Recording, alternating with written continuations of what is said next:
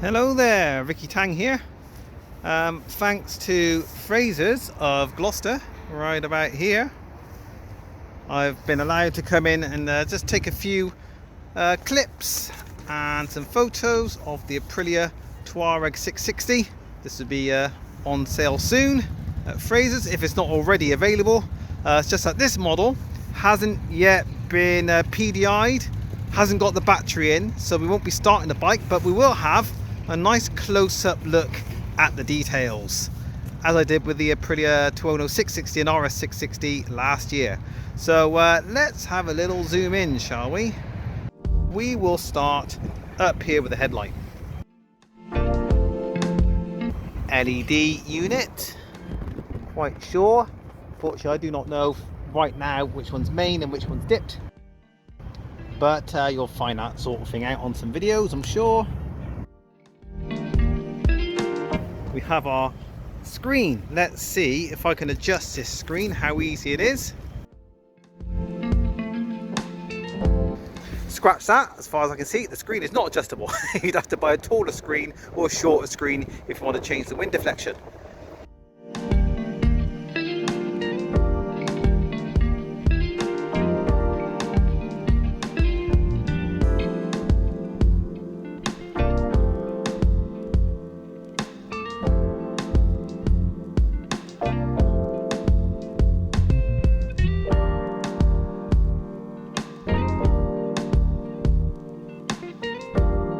The front brakes are 300mm diameter. You can see them floating, double disc. Brembo caliper, non-radial. We do have braided hose, and we do have a Brembo master cylinder up the top. Non-radial, but you don't really need radial on an adventure bike, let's be honest with ourselves.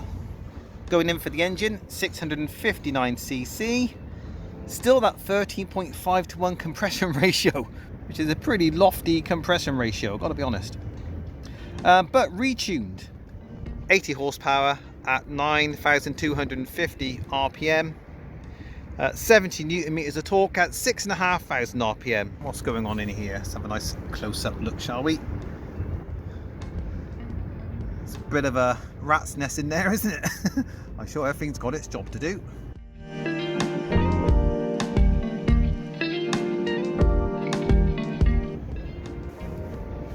Removable rubber for the pegs and serrated foot peg as well, which is replaceable. I can see some bolts over there. That's quite handy.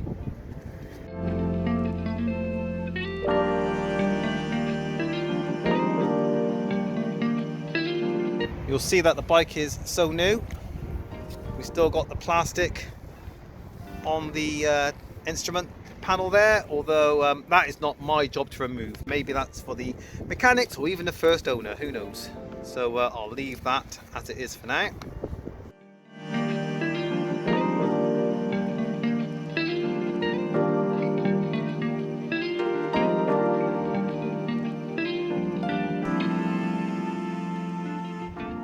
Cable clutch, not hydraulic on this one.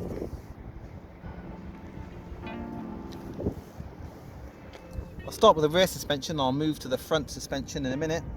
So we have an asymmetrical swing arm here, so we have a little kick in that side. And it is, yeah, pretty much straight on that side, so a bit of effort gone into the design there. Rear shock is fully adjustable and 240mm travel. On the front, 43mm diameter Kayaba fork along with the shock as well. 240mm travel there, also fully adjustable. Rear brake, 260mm diameter with a Brembo caliper as well.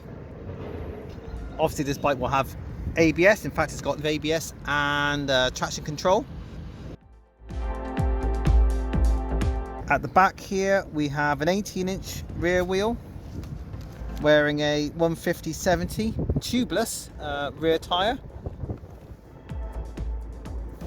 I think Pirelli Scorpion Rally STR On the front, we have a 21-inch wheel, and it's a 1990-21 Scorpion Rally tyre on the front there. Tubeless as well, just like the back. I'm impressed that the radiator comes with a guard as standard. I can't remember the last time I saw a radiator guard as standard on a bike. I might not have been paying attention, but I can't remember seeing one anytime in recent memory. In terms of the overall dimensions of the bike, we got a wheelbase of 1525 millimeters. The length of the bike from tip to tail, 2220 millimeters. Width, that'll be, I imagine, from the width of the handlebars, 965 mil.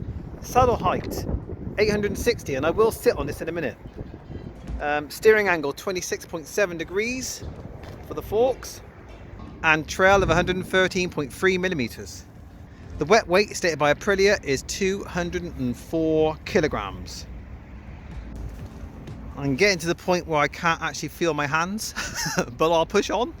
I've just turned the bike around, just so we can look at the other side. Bit harder to see, obviously, because we're on the side stand side now, so the bike's kind of leaning towards us.